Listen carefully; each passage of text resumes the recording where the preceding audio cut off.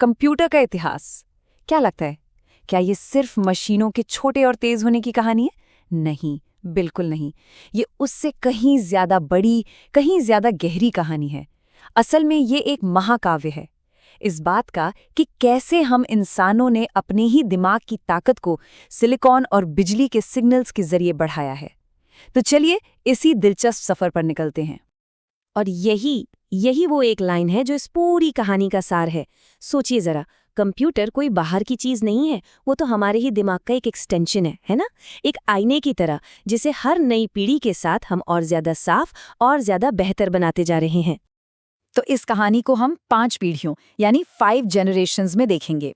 हम शुरू करेंगे गणना के महाकाव्य से, फिर वैक्यूम ट्यूब से ट्रांजिस्टर तक का सफर देखेंगे। इसके बाद आएगी सिलिकॉन पर हुई क्रांति, फिर सोचने वाली मशीनों का दौर, और आखिर में हम भविष्य की क्वांटम दुनिया में झांकेंगे।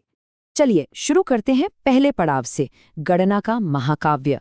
और सबसे दिलचस्प बात जानते हैं क्या है? कंप्यूटर का आइडिया वो मशीन बनने से बहुत बहुत पहले ही आ चुका था। ये सब शुरू हुआ 1800 के दशक में। चार्ल्स बेबेज ने एक मशीन का सपना देखा, एनालिटिकल इंजन। सोचिए, ये आज के कंप्यूटर का मैकेनिकल दादाजी जैसा था। फिर आई एडा लवलेस, जिन्होंने बेबेज के काम को देखकर कहा, अरे ये मशीन तो सिर्फ हिसाब किताब के लिए नहीं है, ये तो कुछ भी कर सकती है।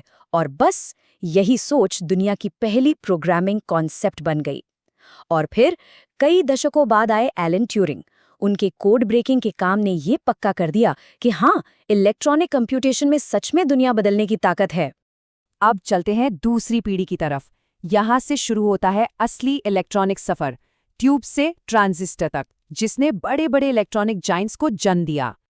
तो पहली पीढ़ी जो 1940 से 1956 तक चली, वो थी वैक्यूम ट्यूब्स का जमाना।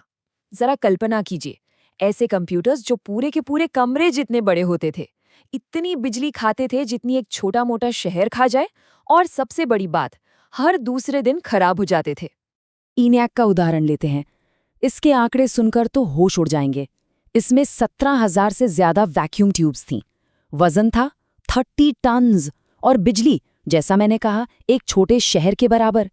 ये ट्यूब्स इतनी ज्यादा गर्मी छोड़ती थीं कि इंजीनियरों को हमेशा खिड़कियां खुली रखनी पड़ती थीं। और मजे की बात ये कि लगभग हर दिन कोई ना कोई ट्यूब फ्यूज हो ही जाती थी। कमाल है ना? तो इन सारी समस्याओं का हल क्या था?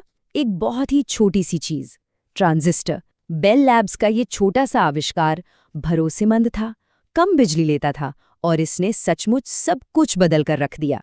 यहाँ पर फर्क साफ दिखता है। एक तरफ वो बड़े, नाजुक और भरोसे के काबिल न होने वाले वैक्यूम ट्यूब्स, और दूसरी तरफ ये छोटे, मजबूत और सुपर रिलायबल ट्रांजिस्टर्स, जो गर्मी भी ना के बराबर पैदा करते थे।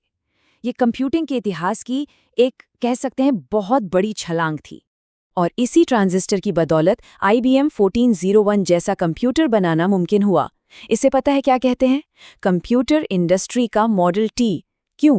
क्योंकि जैसे मॉडल टी कार ने आम लोगों तक गाड़ी पहुंचाई, ठीक वैसे ही IBM 1401 ने डेटा प्रोसेसिंग को हजारों छोटे और मीडियम बिजनेस की पहुंच में ला दिया।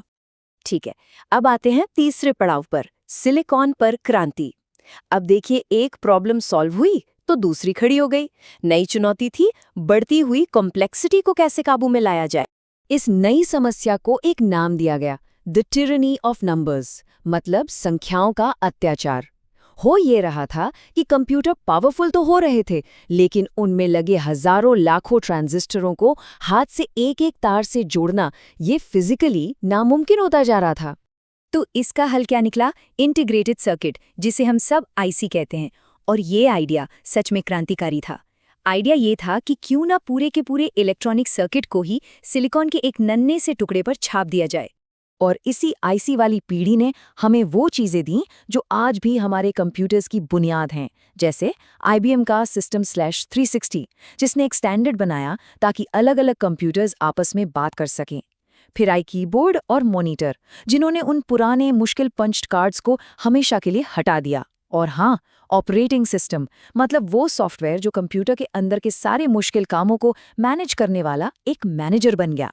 और अब हम पहुंचते हैं चौथे दौर में। ये है सोचने वाली मशीनों का दौर, जिसने पर्सनल कंप्यूटर की क्रांति ला दी। मतलब अब कंप्यूटर बड़े बड़े कमरों से निकलकर हमारे घरों तक पहुंचने वाले थे। इस पूरी क्रांति के दिल में था माइक्रो प्रोसेसर। ये चौथी पीढ़ी का सबसे बड़ा ब्रेक थ्रू था। सोचिए, कंप्यूटर का पूरा दिमाग यानी सीपीयू अब सिमट कर एक उंगली के नाखून जितनी छोटी सिलिकॉन चिप पर आ गया था। इसी एक चीज ने पर्सनल कंप्यूटर को सपने से हकीकत बना दिया। और इस दौर को डिफाइन किया दो लोगों की टक्कर ने, स्टीव जॉब्स और बिल गेट्स। दोनों के रास्ते अलग थे। जॉब्स का फोकस था बेहतरीन डिजाइन और यूजर एक्सपीरियंस पर। उन्हीं की वजह से माउस और ग्राफिकल यूजर इंटरफेस यानी GUI आम हुए। दूसरी तरफ थे बिल गेट्स, जिनका पूरा ध्यान सॉफ्टवेयर पर था। उनका मास्टर स्ट्रोक था विंडोज को हर कंप्यूटर बनाने वाली कंपनी को लाइसेंस देना और इस तरह उसे दुनिया के कोने कोने तक पहुंचा देना। अब जरा एक पल रुककर इस तरक्की की रफ्तार को महसूस करते हैं। 1946 वाला ENIAC याद है? 30 टन का वो दैत्य 1 सेकंड में 5000 कैलकुलेशंस करता था। और आज हमारी जेब में रखा स्मार्टफोन जो 200 ग्राम का भी नहीं है, वो 1 सेकंड में अरबों, जी हाँ, बिलियंस ऑफ ऑपरेशंस कर देता है। अगर इसे सीधे सीधे कहें तो आज के एक मामूली से स्मार्टफोन में ENIAC के मुकाबले 1300 गुना ज्यादा प्रोसेसिंग पावर है। ये बस दिमाग घुमा देने वाली तरक्की है। तो चलिए अब आते हैं पांचवें और हमारे अपने दौर में। ये भविष्य की तरफ एक क्वांटम लीप है। AI और उससे भी आगे। अब कंप्यूटर सिर्फ कैलकुलेट नहीं कर रहे हैं, अब वो समझ रहे हैं, सीख रहे हैं। इस पीढ़ी का पूरा फोकस आर्टिफिशियल इंटेलिजेंस और मशीन लर्निंग पर है। और इसकी ताकत का राज है पैरेलल प्रोसेसिंग, मतलब हजारों प्रोसेसर एक साथ मिलकर काम करते हैं। इसी टेक्नोलॉजी के दम पर आज कंप्यूटर हमारी भाषा को समझ पाते हैं, जिसे हम नेचुरल लैंग्वेज प्रोसेसिंग कहते हैं। और इस नए दौर के हीरो कौन हैं? एनवीडिया के जेनसेन हुआंग और ओपन AI के सैम ऑल्टमैन जैसे लोग। तो अब सवाल उठता है, अगला पड़ाव क्या? अगला फ्रंटियर है क्वांटम कंप्यूटिंग। ये कंप्यूटिंग का एक बिल्कुल ही नया तरीका है जो ऐसी समस्याओं को सुलझाने के लिए बनाया जा रहा है जिन्हें आज के सबसे तेज सुपर कंप्यूटर्स भी सॉल्व नहीं कर सकते। इसे एकदम आसान भाषा में समझते हैं।